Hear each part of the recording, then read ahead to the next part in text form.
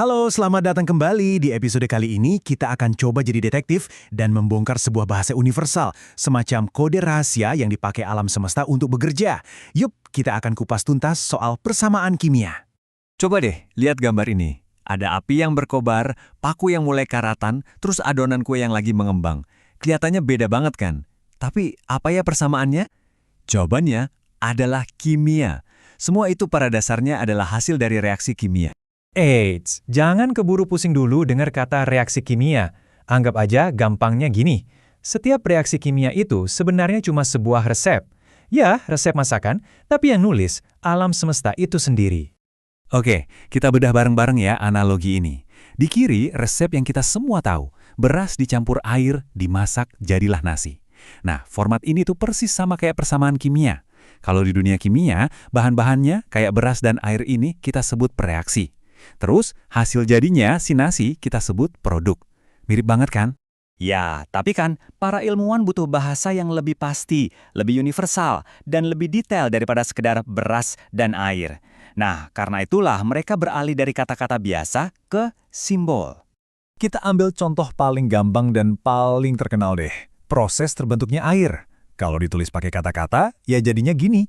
Gas hidrogen ditambah gas oksigen, hasilnya uap air. Cukup jelas sih, tapi ini masih kurang detail. Hidrogennya butuh berapa banyak? Oksigennya gimana? Bentuknya apa? Nah, disinilah kode simbolik mulai berperan. Nah, ini dia bagian serunya. Sekarang, ayo kita bongkar resep ilmiah yang sebenarnya.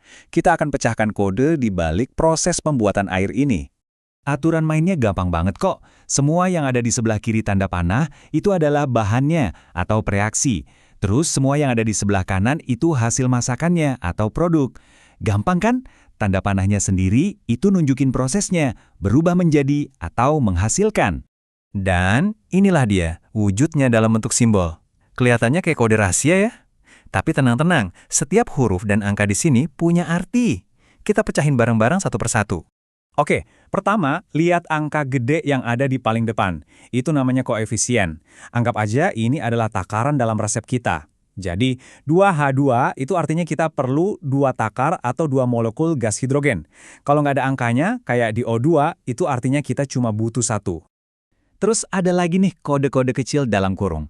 Ini namanya simbol wujud zat. G itu untuk gas, L untuk liquid atau cair, S untuk solid atau padat, dan ada satu lagi, aqueous atau aqueous, artinya larut dalam air.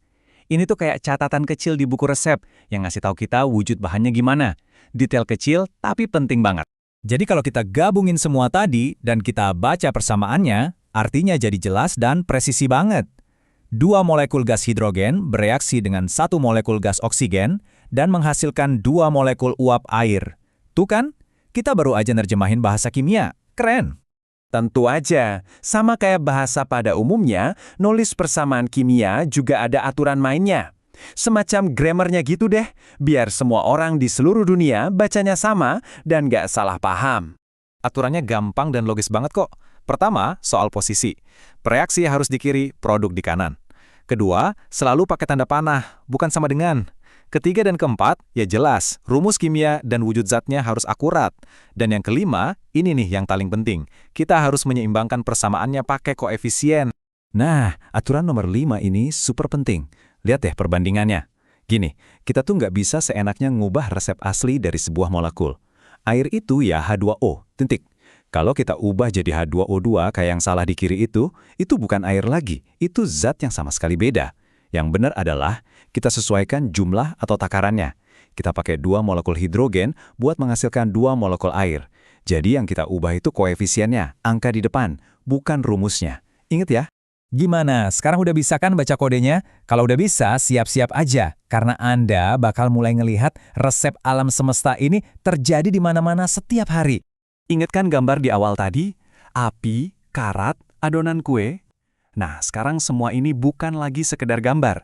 Ini semua adalah cerita kimia yang bisa Anda baca sendiri resepnya dengan tepat dan jelas. Contohnya ini, resep paling krusial buat kehidupan di bumi, fotosintesis. 6 molekul karbon dioksida dari udara, ditambah 6 molekul air, dibantu cahaya matahari, diubah sama tumbuhan jadi makanan buat mereka, dan oksigen yang kita hirup. Terus ada juga resep yang mungkin kita nggak gitu suka, yaitu proses perkaratan. Ini resepnya. Besi yang padat ketemu sama gas oksigen dan air, terus mereka bereaksi jadi senyawa karat yang gampang rapuh itu. Satu lagi deh, ini resep di balik adonan roti yang ngembang atau jus anggur yang jadi wine. Gula diubah jadi alkohol sama gas karbon dioksida lewat proses yang namanya fermentasi. Jadi intinya apa? Persamaan kimia itu bukan rumus pusing yang cuma buat dihafal di sekolah. Itu tuh bahasa, cara yang elegan buat menceritakan kisah transformasi materi. Dan sekarang kuncinya ada di tangan Anda. Anda udah bisa membaca resep alam semesta.